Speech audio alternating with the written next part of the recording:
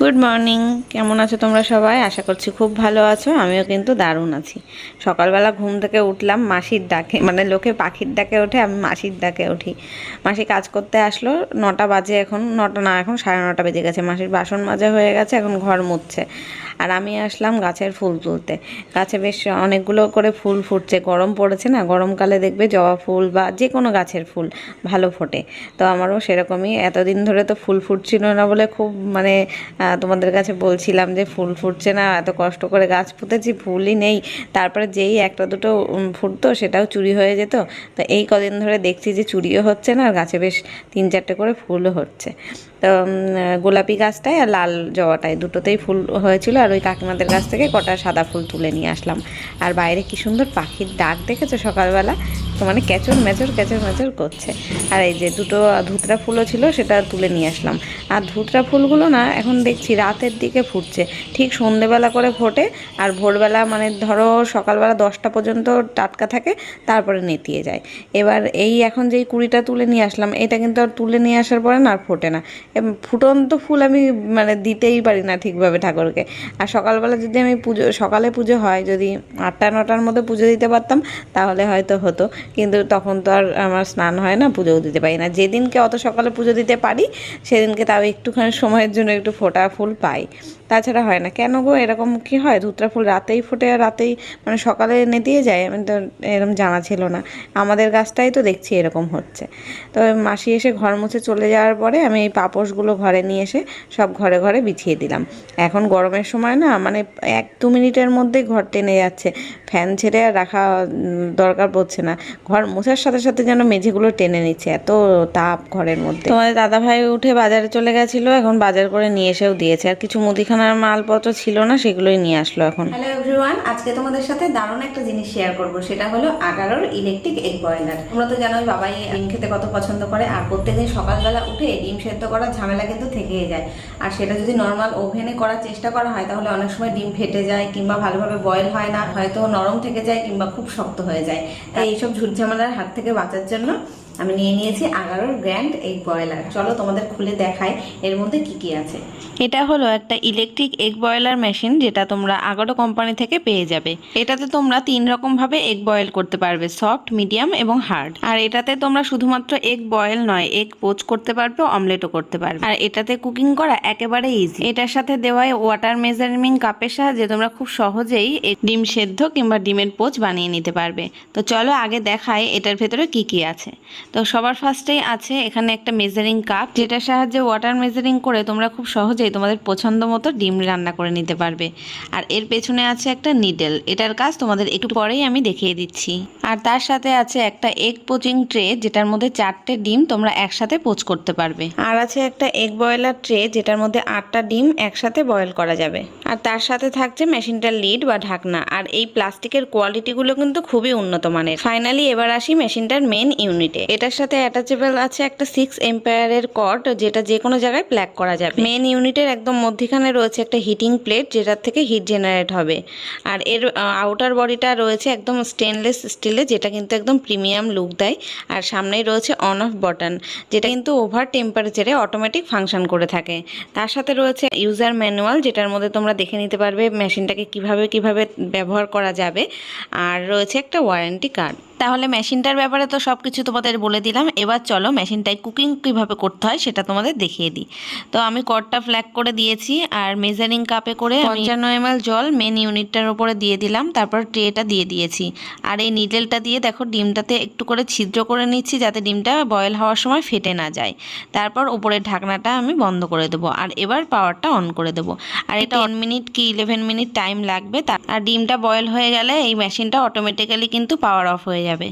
আমি medium boil করছি, সেই জন্য 55 ml জল নিয়েছিলাম, 11 মিনিট সময় লাগবে। আর হার্ড বয়েল করতে গেলে কিন্তু 15 মিনিট টাইম লাগবে, 85 ml জল লাগবে। আর স্টিম করতে গেলে 120 ml জল লাগবে, 11 মিনিট সময় লাগবে। আর মেশিনটা যখন অন থাকে তখন কিন্তু একটু নয়েজ হয় না, একটু আওয়াজ হয় না।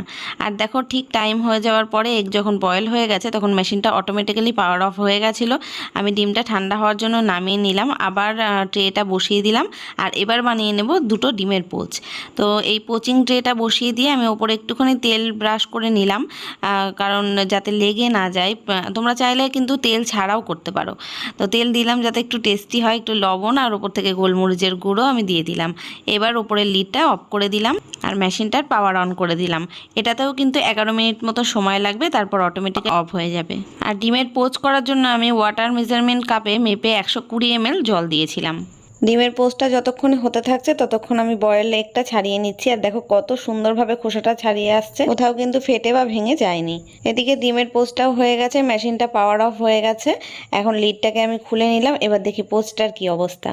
তো দেখো কত সুন্দর হয়েছে। আর এটাকেও একটা ছুরি বা চামচের সাহায্যে তোমরা তুলে নিতে পারো। আমি দেখো ছুরির সাহায্যে তুলে নিলাম, কত সুন্দর উঠে আসছে, একটু কিন্তু লেগে যায়নি আর একদম শেপটাও কোনো ভাঙেনি। এগ বয়েল এবং এগ পোচ দুটো একদম পারফেক্ট হয়েছে, না খুব হার্ডি না খুব সফট। তোমরা চাইলে কিন্তু এর থেকেও হার্ড এগ বয়েল করতে পারো, আবার সফটও করতে পারো। শুধুমাত্র মেজারিং কাপে জলের পরিমাণটা কম বেশি করতে হবে। তো এবার যার জন্য করেছি তাকেই আগে খাইয়ে টেস্ট করালাম যে কেমন হয়েছে। বাবাই তো বলছে খুব সুন্দর হয়েছে, আর আমিও একটা পোচ ট্রাই করে দেখলাম, দারুণ অসাধারণ হয়েছিল। আর কুকিং করার পরে এই লিডগুলো ধুতে কিন্তু কোনো অসুবিধা নেই। নর্মাল যেমন বাসনপত্র আমরা ভিম লিকুইড দিয়ে মাজি সেরকমই মেজে আমি পরিষ্কার করে নিয়েছি। আর মেন ইউনিটটাকে একটা শুকনো ন্যাকড়া দিয়ে মুছে নিয়েছি।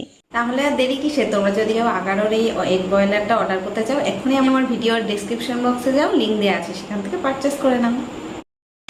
এই যে আজকের বাজার এসে গেছে, এটাই বোধহয় নিয়ে এসছে, গিলে মেটে বললো। এটা ধুতে হবে, এটা বেসিনে থাক। আর এখানে যে সর্ষের তেল ছিল না, ওই লিস্ট করে দিয়েছি, দোকানে দিয়েছে, তো আজকে বোধহয় দোকান বন্ধ আছে, কালকে দেবে। মাল এখনও আসেনি, তাই একটা সর্ষের তেলের প্যাকেট নিয়ে আসলো অন্য দোকান থেকে। আর এইগুলো, এই জিনিসগুলো নিয়ে এসেছে, কালকে রাতেই এনেছিল, এটা আমি বের করা হয়নি।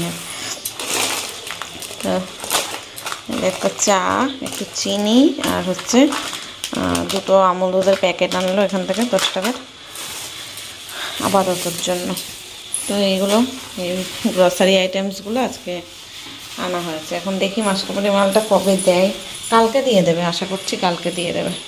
তো পাশের বাড়িতে কাজ হচ্ছে, এখন ওই ভয়েস ওভার দিতে হবে ভিডিওটা, সেটা নিয়েই ভাবছি।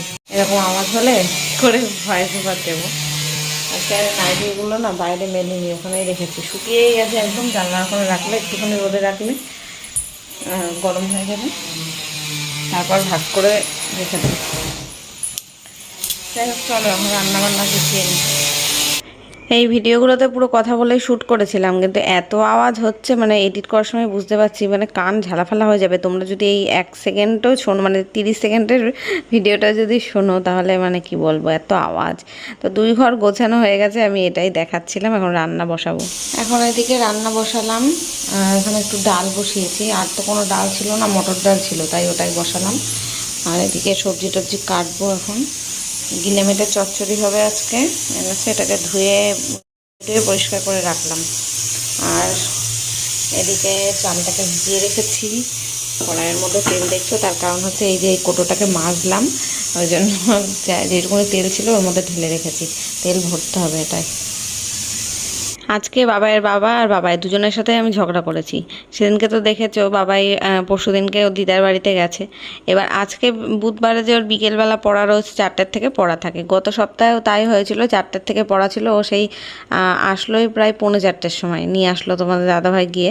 এবার ওই যে দেরি করে গেছে, এবার সেদিনকেও পড়তে পারেনি, স্যারের পড়াটা করে যেতে পারেনি। মানে ওই 15 মিনিটে কী করে পড়া করবে, এসে আমার ওপরেই মানে করছে, কেন বাবা দেরি করে আনতে গেছে। আর আমি তারপরে বাবাইকে দিয়েছি, আর আমার তো মুখের সাথে সাথে হাতও চলে তখন, আর মানে আমার কিছু বললে সহ্য হয় না। তখন বাবাইকে বলেছি, তোর যাওয়ার দরকার কি, তুই যখন জানিস তোর পড়া রয়েছে, পড়া মুখস্থ করতে হবে, সেটা তোর দায়িত্ব নেই, তুই যাবি কেন? তাই বলে ওর সাথে ওকেও তো জম্মের ঝেড়েছি, আর তোমার দাদাভাইকেও ঝেড়েছি যে দেরি করে কেন যাও আনতে, ঠিক টাইমে যেতে পারো না, এইসব নিয়ে। তারপরে যে মুদিখানার মাল কদিন ধরে আমি করে রেখে, মানে লিস্ট করে দিয়ে দিয়েছি, যখন দিচ্ছিলাম না তখন হাজার কথা শোনাচ্ছিল যে লিস্ট হয়নি কেন। আর এখন 3-4 দিন ধরে লিস্ট দিয়ে রেখেছি, 3 দিন হয়ে গেল, আজকে যদি যায় 3 দিন হয়ে যাবে, এখনও পর্যন্ত মালপত্র আনার নাম নেই। এই তেল নেই, মশলা নেই, এই খুচখুচ করে আনা হচ্ছে, এটা নেই সেটা নেই। রান্না করতে গিয়ে জিরে ফোড়ন দেবো, জিরে ফোড়ন দেখি জিরে নেই। আজকে ভাবলাম ডালে একটু জিরে ফোড়ন দেবো, জিরে নেই, তেজপাতাটা ছিল, শুকনো লঙ্কা নেই। এইসব মানে কারণে মাথা আমার গরম আছে, এমনিতেই কদিন ধরেই গরম থাকছে। বাবাকেও ঝেড়েছি দুজনকেই, মানে ওর বাবাকেও দুজনকেই ঝেড়েছি। আজকেও ঠিক ওই 2:30টার সময়, 3টের সময় গিয়ে নিয়ে এসছে। এবার আর 1 ঘন্টা বাকি ছিল, তাও টাইম ছিল পড়ার, তাও বাবা একটু বকবক করছে, একটু দেরি করে গেল, 2টোর সময় গেলে ভালো হতো। তোমার দাদাভাই এদিকে দোকান করে এবার যেতে পারে না ঠিক টাইম মতন, আর 3টে বেজে যায়। আর ওইদিকে বাবাই চিল্লায়, এদিকে এর যেতে হয় বলে ওই বাড়ি গিয়ে ঘুরে আবার যে নিয়ে আসবে ছেলেকে, সেটাও ওনার কষ্ট। এই নিয়ে দুজনের মিলে সবাই এসে আমাকে ঝাড়বে, আর আমি দুজনকেই ঝেড়ে দিয়েছি আজকে। এই যে এত বকবক করতে করতে এই যে রান্না দেখো আমার অনেকটা এগিয়ে গেছে। ওদিকে ডাল কিন্তু সেদ্ধ হয়ে গেছে, আর এখানে বেগুন ভাজাটা বসিয়েছি। বেগুনগুলো দেখে কি মানে কেমন মনে হচ্ছে না পটল ভাজা করছি ছোট ছোট করে।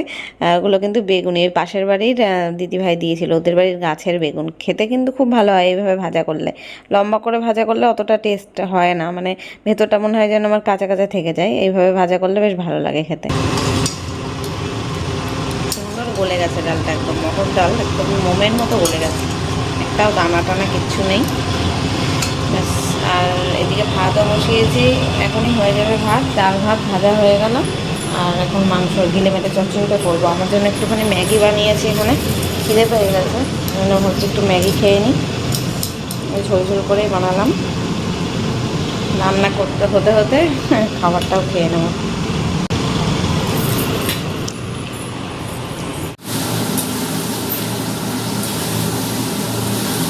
ব্যাস ডাল আর ভাজা হয়ে গেছে, আর এখন গিলেমেটে চচ্চড়িটা বসিয়েছি। আগে না মাংসটাকে একটু পেঁয়াজের সাথে ভালো করে ভেজে নিচ্ছি।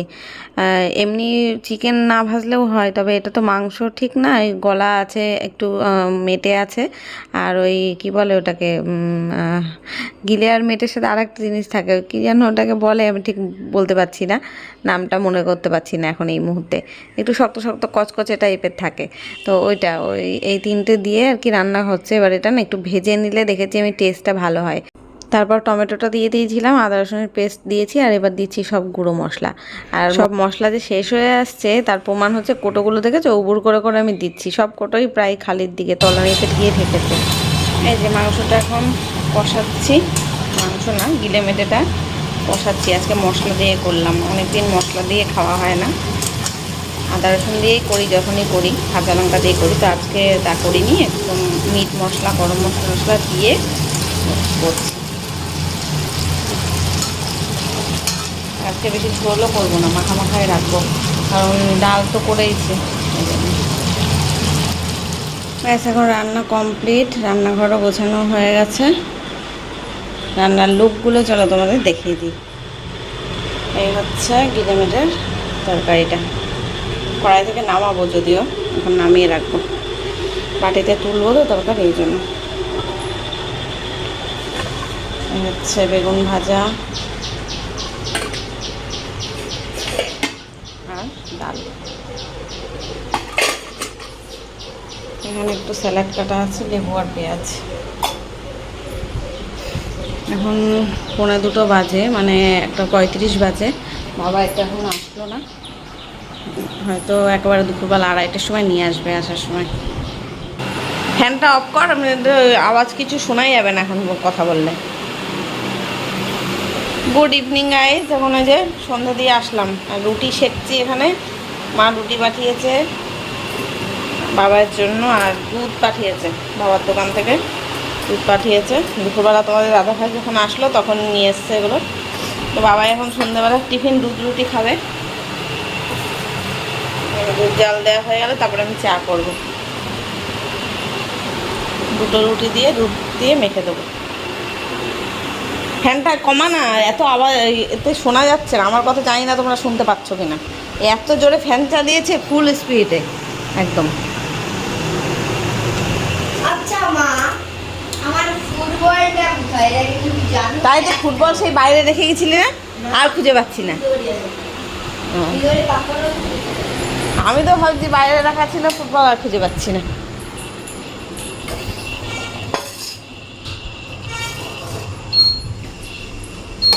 রুটিটা তো ছিটতে হবে। চিনি দেবো তো? আর রুটিও গরম, দুধও গরম, ঠান্ডা হতে ফ্যান সব করে নেবো, তারপরে ফ্যান চালাবি, চাটা করে নেবো। যদি ইন্ডাকশনে করলে ফ্যান চালালেও অসুবিধা হয় না, পুরোটাই দিয়ে দিলাম, ভিজলে তো ইয়ে হয়ে যাবে। দাঁড়া চিনি দে।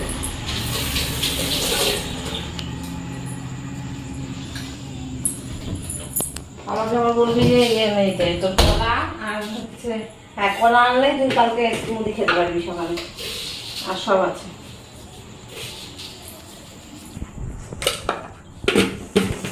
মেখে দেবো না মেখে নিবি? মেখে দেবো।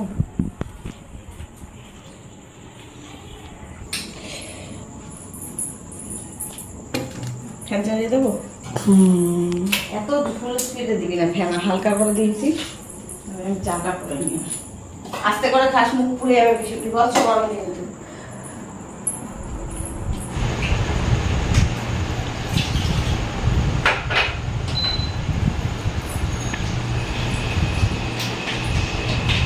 ওই বিস্কুট দিবা, ওই টমেটো বিস্কুটটা দিও তো।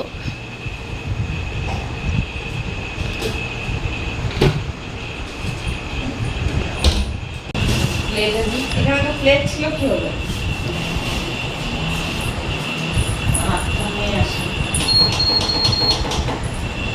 দেখ কি কি দেবো ওটা দেখ, ঢেলে আগে দেখা এই ঢেলে দিলাম, যেটা খাবি খাবি।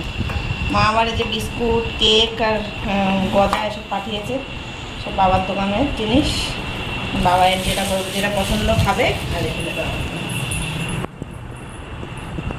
এই যে এখন আমার চাটাও বানিয়ে নিয়েছি, আর বাবাই দুধ রুটি তো খেলো, খেয়ে এখন আমার চায়ে ভিজিয়ে ভিজিয়ে বিস্কুট খাচ্ছে। তো চলো আমার চাটা তাড়াতাড়ি শেষ করি, নইলে ওই সব শেষ করে দেবে এখনই খেয়ে। তো ফ্রেন্ডস এখন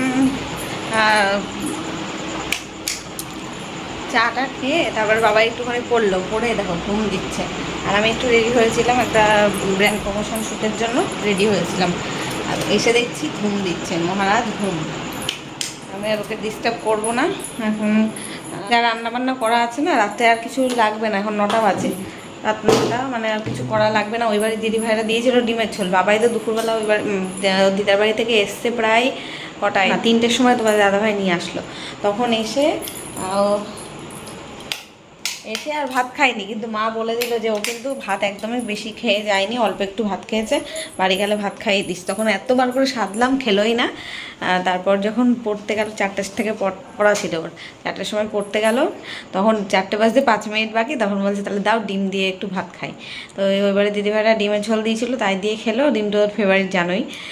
তো আর ওই গিলে মেটে ঝোল টোল কিছু খেলো না, শুধু বললো মাংস, বললো 2 পিস তুলে দাও, তাই দিলাম, তাই দিয়েও খেয়ে গেছিলো। ওরে আসলোই প্রায় 6টার সময়। আর এখন ওই কালকে সকালে আবার পড়া আছে ওর, সেই পড়াটাই করলো, নমো নমো করে, জানি না কী করেছে, আমি তো পড়াও ধরতে পারিনি, ধরিনি, আমি এদিকে ব্যস্ত ছিলাম তাই ধরা হয়নি। তো এখন জানি না কী করেছে, ঘুম তো দিয়ে দিল। সকালবেলা খাপান খাবে হয়তো। আবার পরশু দিনকে তো আবার বলছে পরশু দিন তো হোলি রং খেলা আছে, শুক্রবারে রং খেলা, শুক্রবারে ওর পড়ার ডেট আছে।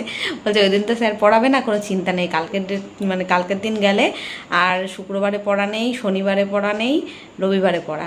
সেই মানে আনন্দে ও আর বাঁচছে না যে 2 দিন ছুটি, আবার 2 দিন ছুটি অলরেডি কাটিয়ে আসলো, আবার ছুটি চিন্তা ওর এখন। তো এখন কি বসে থাকি, একটু এডিট দেখি, করতে থাকি। তারপরে তোমার দাদাভাই বাড়িতে আসলে পরে খাবার দাবার গরম করব, বাবাকেও তুলবো, 10টা 10:30টার দিকে খাবো। তো দেখতে থাকো, পরে আসছি। এখন আমাদের খাওয়া দাওয়া কমপ্লিট, বাজে এখন রাত 11:30। ওই ঘরে তোমাদের দাদাভাই শুয়ে পড়েছে, আর বাবাই খেয়ে এসে আবার এই ঘরে শুয়ে পড়েছিল। তো ওকে আবার ডাকছি আমি, যা বাবাই ওই ঘরে যা, এই ঘরটা গোছাতে হবে। এই ঘরে বিছনার অবস্থাটা দেখো কী হয়ে ঘন্ট পাকিয়ে আছে। সকালবেলা পড়াতে আসবে তখন তো আমি উঠে আসি না, এবার এখনই রাত্রেবেলায় গুছিয়ে দেবো। বিছনা ঝাড়া থাকে, ঘর ঝাড়া থাকে, যেদিন যেদিন পড়াতে আসে সকালবেলা, সেদিনকে আমি রাতের বেলায় এই ঘরটা পুরো গুছিয়ে রেখে দিই টিপটপ করে, যাতে সকালবেলার ওই চাপটা আমার না থাকে, টেনশন না থাকে যে ঘর অগোছালো আছে, তাড়াতাড়ি সকালে উঠে ঘর গোছাতে হবে, তারপরে স্যার পড়াতে আসবে, সেই সব তালের মধ্যেই যায় না। তো আজকে ঘর ঝাড় দিতে হবে না, কারণ আমি ওই বিকেলবেলা সন্ধ্যে দেওয়ার আগে এই ঘরটা ঝাড় দিয়ে নিয়েছিলাম। এখন আবার যে মানে বাইরেটা আমাদের এমনি বালি মাটি তো, আর এত হাওয়া দিচ্ছে, শুষ্ক আবহাওয়া তো এখন, পুরো খটখটে রোদ সারাদিনে, আর ওই হাওয়া দেয় এত, দেখলেই তো কদিন ধরে কেমন হাওয়া দিচ্ছে। হাওয়াতে না একদম এই সামনের দিকটার করে না, এই সামনের ঘরটা আর এই গলিটা আমাদের কেমন বালি কিচকিচ হয়ে যায়, ধুলোর সাথে মানে হাওয়ার সাথে ধুলো ওড়ে, ওই জন্য এই ঘরটা খুবই নোংরা হয়ে যায়। বিছানাও দেখেছি ধুলো হয় বেশি, নিচেও ধুলো হয় বেশি, জানলা খোলা থাকে তো সারাদিন, তো ওই জন্য বিকেলবেলা ঝাড় দিয়ে নিয়েছিলাম। আর মাসি সেই সকালবেলা কোন সকালে ঘর ঝাড়া মোছা করে যায়, তারপরে নোংরা হয়ে যায়। বাড়িতে বাচ্চা কাচ্চা নেই বলে তাই নোংরা হয় না, নাই বাবাই বাড়িতে থাকলেও তো নোংরা হয়ে যেত, আজকে তো ছিল না তাই। তো এখন ওই ঘর গুছিয়ে দিয়ে আসলাম, এই ঘরে এসে দেখছি বাপ ছেলে টান টান হয়ে শুয়ে রয়েছে, আমার কোনো শোয়ার জায়গায় নেই, কোথায় শুবো আমি জানি না। এখন ওদের সব ঠেলে ঠেলে সরাতে হবে, তারপরে ঘুমাতে হবে। তো যাই হোক, চলো ভিডিওটা আজকে এখানে শেষ করছি, দেখা হবে কালকে নতুন ব্লগের সাথে। আজকের মতো টাটা, গুড নাইট।